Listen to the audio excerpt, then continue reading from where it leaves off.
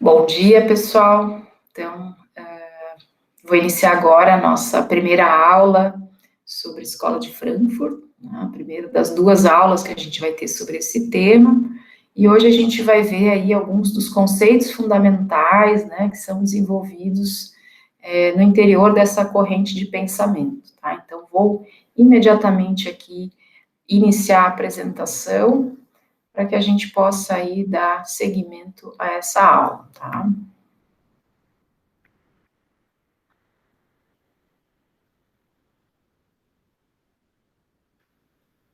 Certo. Então, a gente chama de Escola de Frankfurt a um grupo de pensadores, tá, gente, que surgiu, né, que começou a trabalhar, começou a desenvolver os seus estudos no Instituto de Pesquisa Social de Frankfurt, na Alemanha, na década de 20, tá?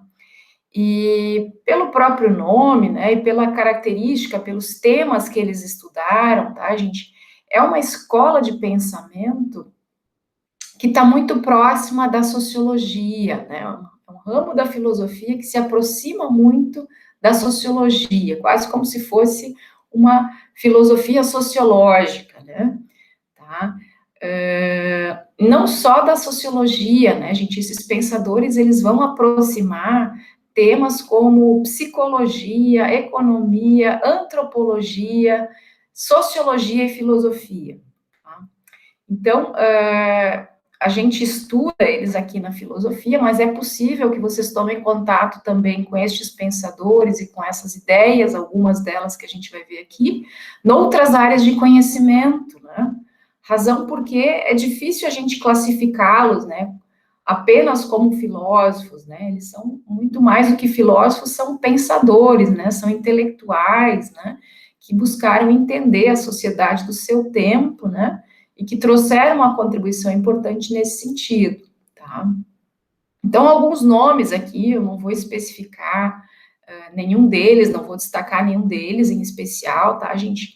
Mas só para vocês se familiarizarem, né, com quem são, né, essas pessoas, esses pensadores, né? Então, Adorno é um deles, Horkheimer é outro, Walter Benjamin, Herbert Marcuse e Jürgen Habermas. Tá?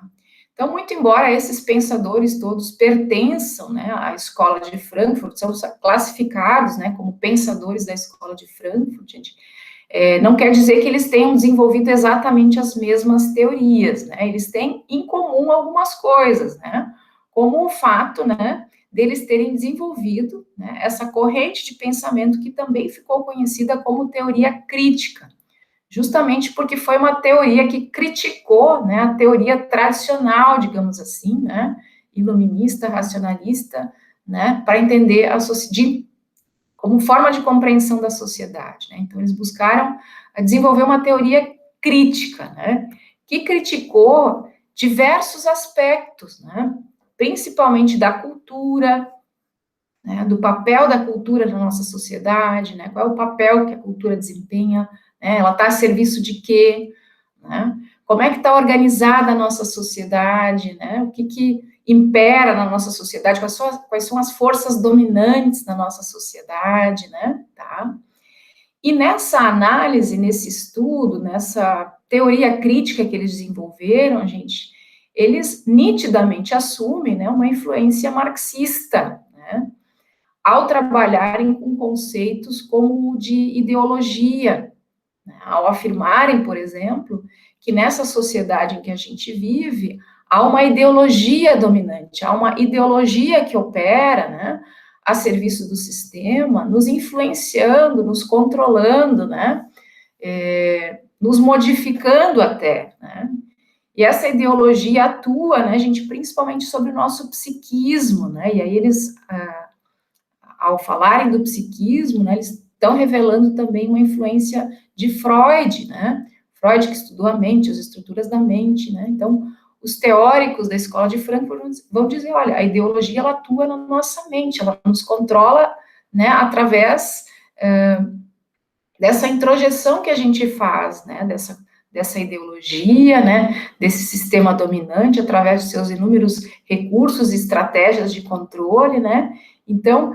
é isso um pouco que os teóricos da Escola de Frankfurt vão afirmar, tá? Bom, então, dentro disso, gente, eu vou aqui destacar alguns conceitos fundamentais para a gente entender o que eles estavam querendo dizer, tá? E uma ideia fundamental que eles vão desenvolver é a ideia de sociedade de massa, né? Que a nossa sociedade atual, né? E claro, eles estão escrevendo isso lá na década de 20, na década de 30, tá, gente? Então, já tem um tempinho, mas me parece que isso ainda se aplica, né, atualmente, né? A sociedade atual, então, segundo os teóricos da Escola de Frankfurt, seria uma sociedade de massa, né? E é evidente aqui, gente, que quando eu estou trazendo esses conceitos, eles não estão dizendo isso como uma forma de enaltecer, né? Como uma forma de elogiar, de achar bom que nós sejamos uma sociedade de massa. Eles estão trazendo esses conceitos para descrever a sociedade como uma forma de criticar, né? Isso. Eles não estão achando bom que seja assim, né? Eles descrevem uma situação de forma crítica. Olha, isso é um problema que seja assim, né? Bom, mas vamos ver então o que seria uma sociedade de massa, né? Primeira coisa que a gente tem que ter muito claro, né, gente, é o que significa massa, né? Tá?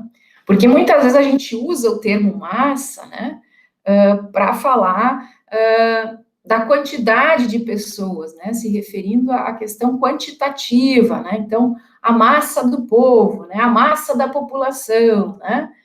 Tá? E aqui, gente, a ideia não é apenas quantitativa, não é? O termo massa não se refere a muitas pessoas juntas, né? Ou a muitas pessoas, né? Se refere, gente, a uma característica específica dessa sociedade, quando ela se torna um conteúdo homogêneo, tá, gente? Quando ela se torna uma coisa única, tá? E aí eu trago um exemplo para vocês, tá? Como é que a gente faz uma massa, né? Se a gente pensar uma massa de bolo, uma massa de pão, como é que a gente faz a receita de modo a produzir, né, de modo que ela resulte numa massa, né? Então, primeira coisa, a gente precisa juntar um conjunto de ingredientes, né? Sei lá, uma xícara de leite, né? Uma porção de farinha, né? Uma outra porção de azeite, né? Uma colher de azeite, não sei, né? Um tanto de fermentos, se for o caso de fazer um pão, né? Tá? O que eu preciso fazer, gente, para que isso se torne uma massa, né? Porque os ingredientes, isoladamente, eles não são uma massa, né? Se eu colocar eles todos na minha mesa, eles não são uma massa ao natural, eu preciso misturá-los, né, gente? Eu preciso colocá-los numa bacia e eu preciso misturar essa massa, né? Então, tem até uma frase, né, muito comum nas receitas, né, que diz, olha, misture todos os ingredientes, né, até obter um conteúdo homogêneo, né, até que eles se tornem todos uma coisa só, até que eles se misturem de tal forma que eu já não consigo mais, gente, separá-los, né? Eu já não consigo, se eu tiver que tirar, botei leite demais, eu já não consigo tirar, né? Coloquei ovo demais, já não consigo tirar, porque tudo virou uma massa só, tá? E qual que é a ideia dessa massa, gente? Quando ela se torna um conteúdo homogêneo, é possível que eu manipule ela com maior facilidade, né? Então, se eu tiver que fazer uma massa de pão e tiver que sovar ela, né, eu consigo manipulá-la facilmente quando ela tá com essa consistência, né? Se eu quiser fazer bolinhas para fazer biscoitinhos, né, da mesma forma, eu posso dar forma para essa massa, colocar no forno, né, e fazer os meus biscoitinhos. Se ela vai virar uma massa, né, um macarrão, eu posso abri-la com o rolo e cortar, né, as tirinhas para fazer o macarrão. Então, a ideia de uma massa é isso, eu transformo um conjunto de ingredientes num conteúdo homogêneo, que se torna uma coisa só, para que eu possa dar a ele a forma que eu quiser, para que eu possa manipulá-lo, tá? Então, uma sociedade de massa nada mais é do que uma sociedade manipulável, uma sociedade massificada, que se tornou uma coisa só, onde as individualidades, elas se fundiram, elas se perderam, né? Elas hoje fazem parte de uma mistura só, né? A gente não consegue mais diferenciar as pessoas, né? Elas perderam a sua individualidade, a sua especificidade, né?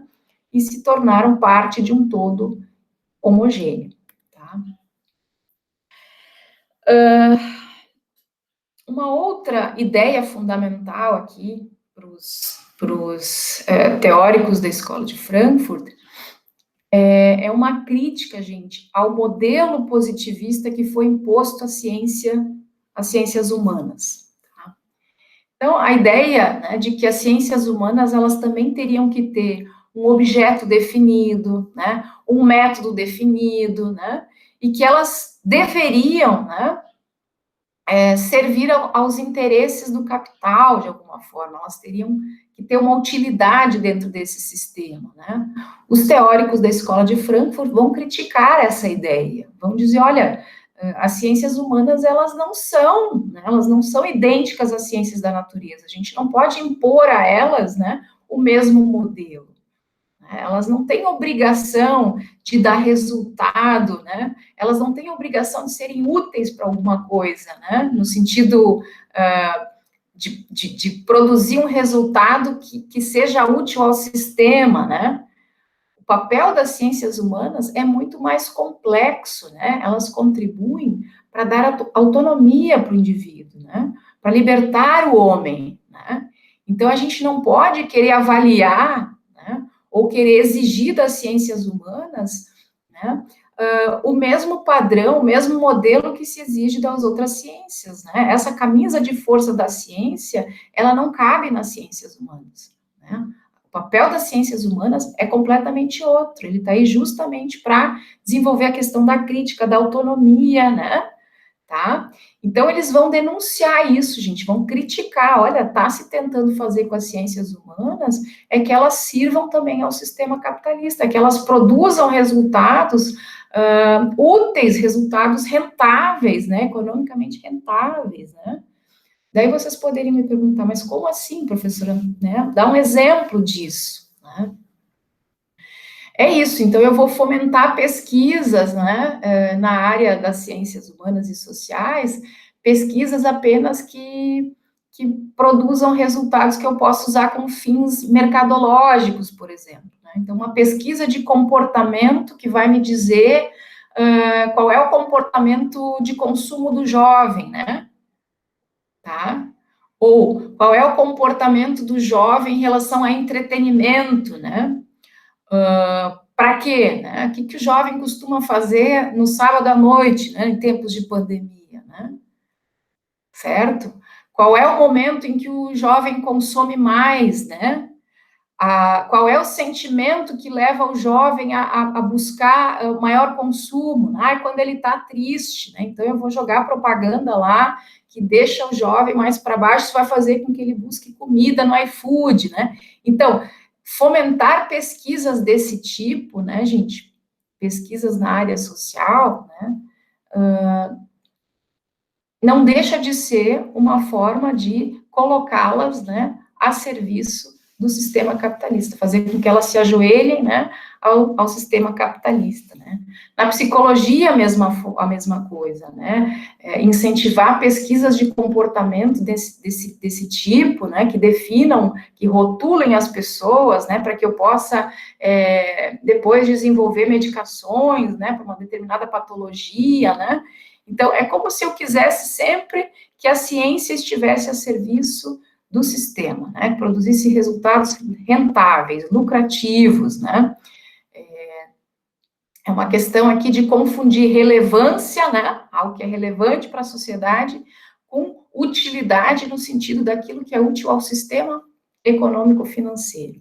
Tá? Então, os teóricos da Escola de Frankfurt vão dizer, olha, ciências humanas não estão aí para servir esse tipo de interesse, não deveriam servir. Né? Agora, o que a gente vê muitas vezes é sempre essa tentativa, né, de que a gente trabalhe e funcione dessa forma. Né? As ciências humanas parece que só tem valor se a gente enxergar nelas os mesmos resultados que a gente enxerga nas outras ciências, né? Tem que produzir os mesmos resultados, tem que ter um método claro, tem que ter um objeto definido, né? Coisa que é complexa demais quando se trata de ciências humanas, tá? Depois, gente, a ideia de uma razão instrumental, né? O que significa dizer, falar numa razão instrumental? Então, os teóricos da escola de Frankfurt vão dizer, olha, muito se valorizou o racionalismo, né, desde a Idade Moderna, e aí vocês vão lembrar de novo da nossa primeira aula lá de introdução, né? Então, sempre se valorizou muito a questão da razão humana, né, o fato de que o homem pensa, né, de que isso poderia levá-lo ao progresso, né? Agora, é fato, vamos dizer, os teóricos de Frankfurt, que essa razão, né, ela foi de tal forma aplicada a questões da indústria e da técnica, né, que ela se tornou hoje um instrumento, né? Como assim um instrumento? O que significa dizer que a razão se tornou um instrumento? Ora, significa dizer, gente, que ela tornou-se algo valoroso na medida em que ela permite a gente atingir outra coisa que não ela, né? Um instrumento, gente, a característica dele é que ele existe para que a gente consiga fazer alguma coisa com ele.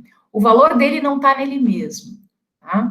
Então, vou pegar um exemplo, né? Um martelo.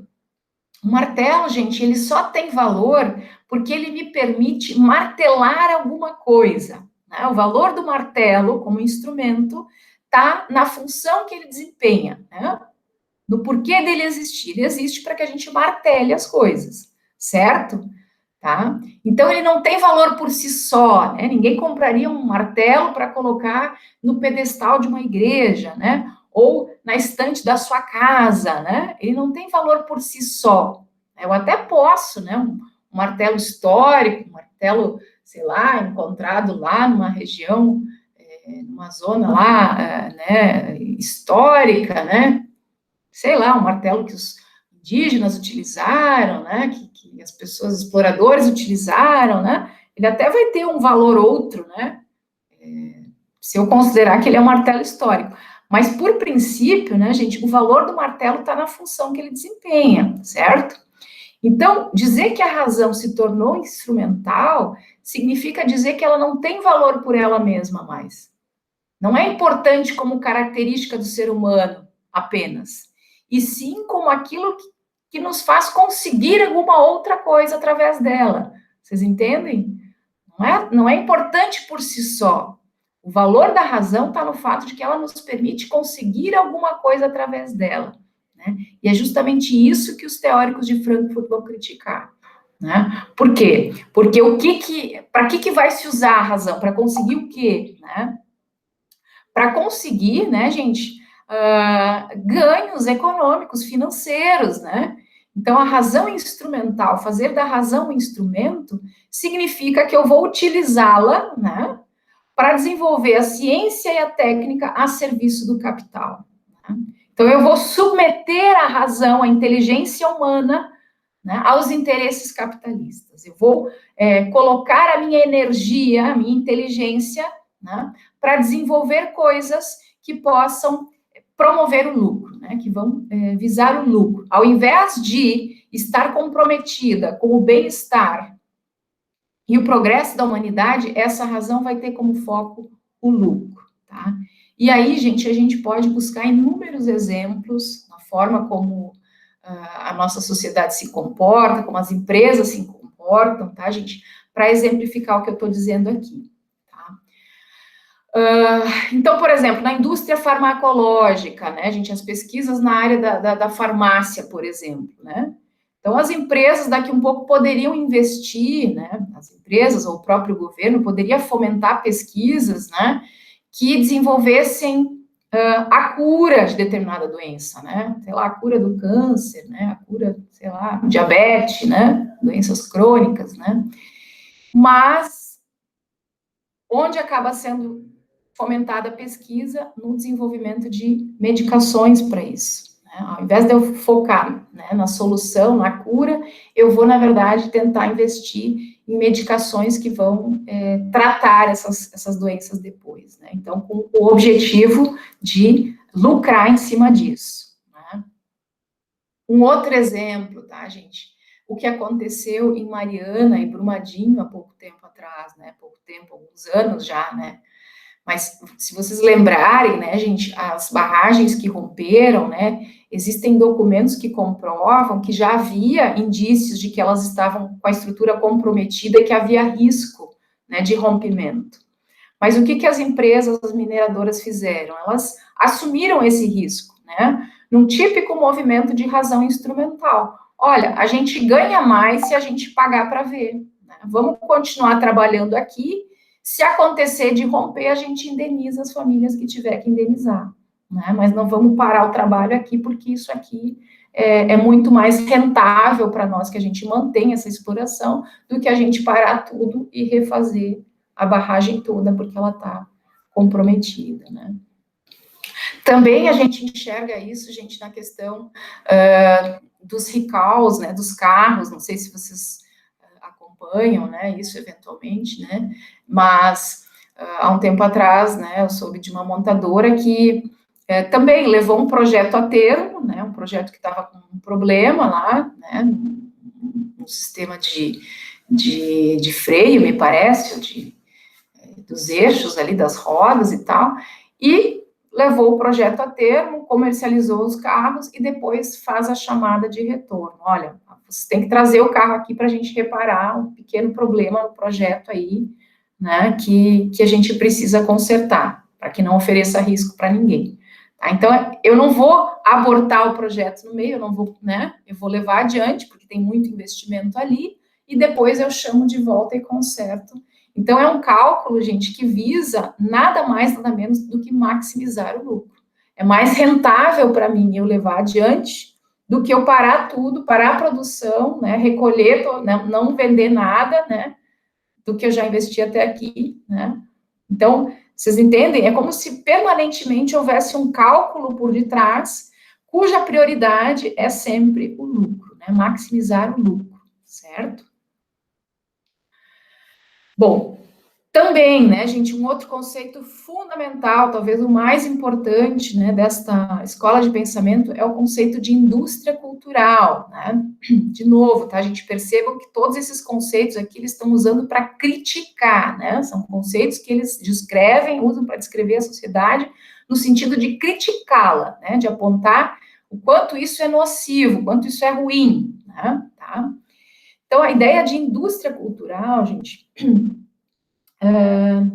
é a ideia de que a arte também passa a ser mercadoria, né? Certo? De que eu tenho uma indústria que produz arte, né? A arte não é mais produzida, né, gente, como algo único, como resultado da genialidade de um artista, né?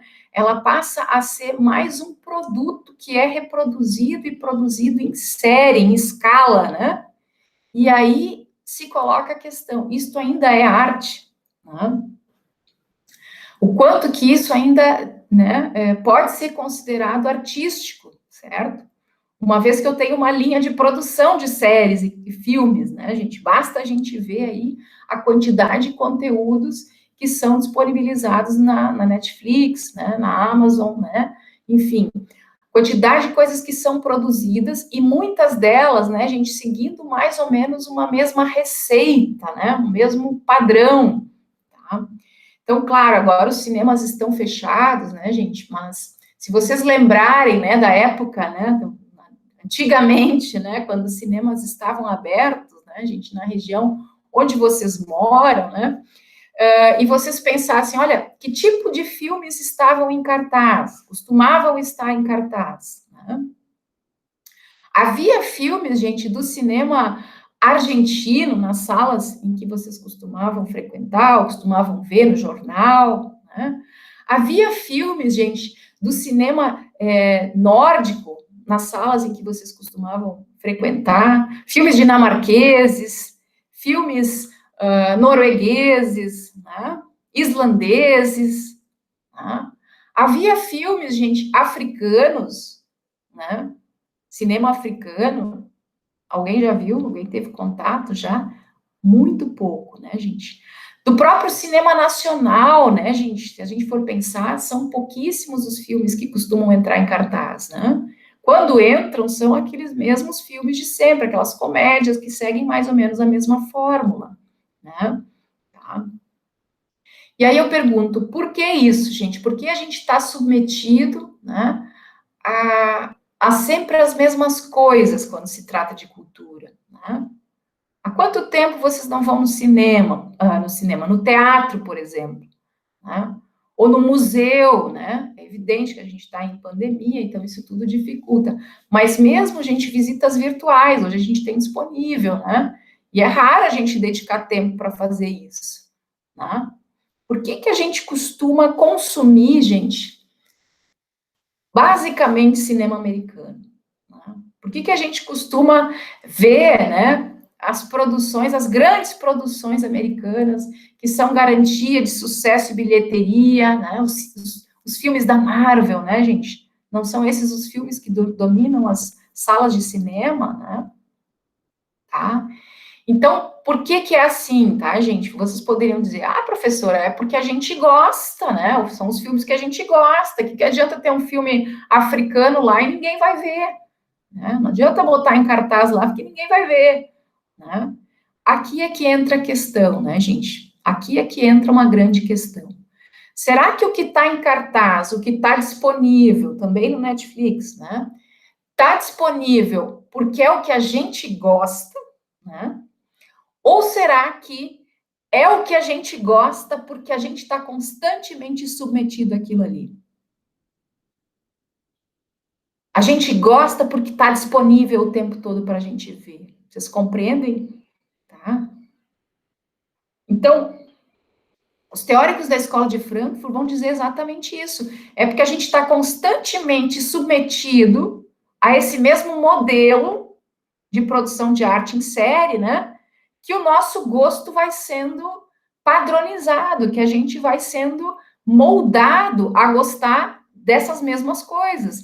O nosso gosto vai se tornando homogêneo, né? E aí a arte e a cultura, ao invés de contribuírem, gente, para nos tornar pessoas mais críticas, mais conscientes da nossa realidade, dos nossos problemas sociais, vão contribuir, ao contrário, para nos tornar sujeitos mais alienados. Sujeitos que, chega ao final do dia, eles querem ver uma série, né, gente, para relaxar e para não pensar em nada, né? Não é para a gente aprimorar a nossa consciência, é para a gente descansar, é para a gente ser mais do mesmo, né, gente? Para a gente fazer parte do sistema sem chiar, sem piar, né? Certo? Então, é como se a arte e a cultura servissem como uma forma de nos domesticar, de nos apaziguar, né, de diluir a nossa consciência crítica, tá? E aí é um contratrabalho, elas se tornam contraproducentes na visão dos teóricos da escola de Frankfurt. É só mais uma mercadoria, né? É algo que eu consumo como uma pasta de dente, como um tênis que eu vou comprar, né? É apenas mais uma mercadoria, né, gente? Tá? E, obviamente, né, gente, que reproduz a ideologia da classe dominante, né? A ideologia impregnada na arte produzida dessa forma é a ideologia do capital, do lucro, né? Os filmes que são produzidos em série não têm outro objetivo senão rentabilizar, né? Retornar todo o investimento colocado ali. Né? Tá? Então, como eu já falei, isso leva a um problema, né, gente, que é o problema da padronização do gosto, né? Leva a gente, inclusive, a se perguntar, olha, o que que efetivamente, então, eu gosto, né? O que que eu poderia dizer, né, que é gosto meu genuíno, né? Se quando eu estou lá pensando em qual série eu vou assistir, eu dou apenas um ok para aquilo que o Netflix me sugere, né? Ou eu pergunto para os meus colegas o que, que eles estão vendo, né? Ou eu vou lá no top 10, né, do dia e só, essa aqui está todo mundo vendo, eu vou ver, né? Ou eu vou lá na aprovação, 98% para essas, então essa aqui deve ser boa, né? Então, a gente abre mão de escolher, gente, de fazer escolhas que digam respeito a nós mesmos, porque nós já não sabemos o que, que é genuinamente o nosso gosto. Né? A gente está ali como consumidores passivos, gente, só dando ok no conteúdo que é sugestionado. Tá? Então, é aquela ideia, né, gente, que a gente se torna completamente influenciável, né, completamente manipulável ali. Tá? Ah, vocês vão dizer, é evidente que no Netflix tem muito conteúdo, inclusive para quem sabe pesquisar e para quem tem tempo e paciência, né? A gente encontra produções que saem um pouco da curva, né? Que fogem um pouco da curva, né? Produções mais alternativas, né? Agora, fato é, gente, que a audiência, a visibilidade desse tipo de série é bem menor do que aquilo que é o tempo todo está sendo sugerido ali, né, na nossa frente, certo? Muito menor do que o padrão que a gente costuma assistir, né? Então, a indústria cultural, ela contribui, gente, para constituir o que a gente chama de um gosto médio, né? A maioria da população fica gostando daquelas mesmas séries, né? Aquelas séries que têm mais ou menos, né, características muito parecidas, né? E aí a gente se torna um público muito pouco crítico, muito pouco exigente, né? A gente fica lá passivo no controle, né? Isso, né, gente, para falar apenas de série, filmes de Netflix, né? De novo, é evidente que nós estamos numa pandemia, né, gente? Mas se a gente parar para pensar, já havia uma tendência muito grande da gente fazer, em termos de entretenimento, fazer apenas isso, ficar em casa vendo série, né? Já era cada vez mais difícil a gente buscar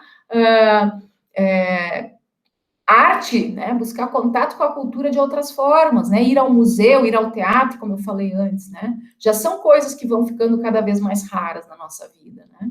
Então é isso, a gente vai perdendo, né? O contato com a diversidade, né? O contato com essa coisa complexa que é a arte, com essa coisa rica, né? Que poderia ser a arte, né?